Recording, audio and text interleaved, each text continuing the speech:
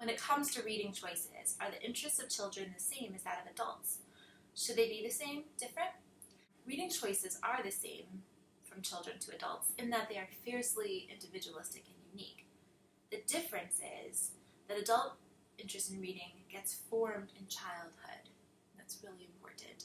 Jason Reynolds has talked about not reading a book until he was 17, and that was not uncommon.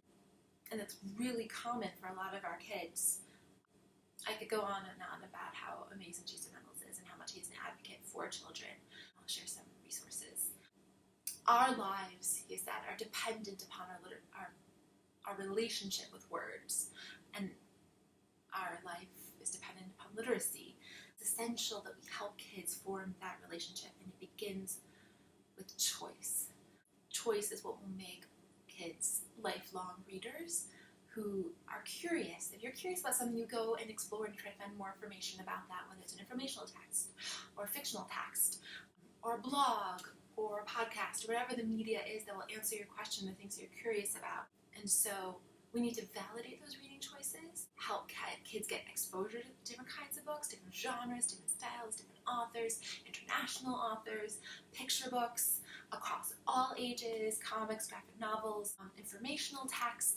So I think the essential thing about reading choices is that, unfortunately, kids' reading choices are often micromanaged and disparaged and challenged.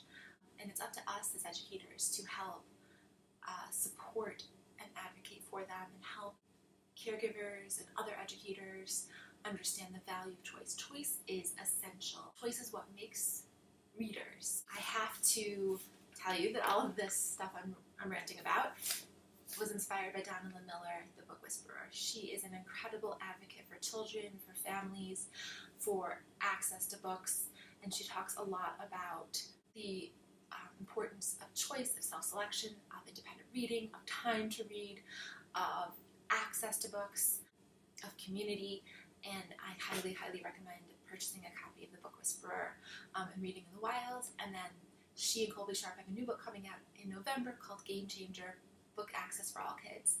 I'm really, really excited to read. She completely changed my practice and the way of looking at my work as a librarian and as an educator. And so, if you want to get inspired and get some really great ideas for how to promote the love of reading in your classroom, this is the book for you.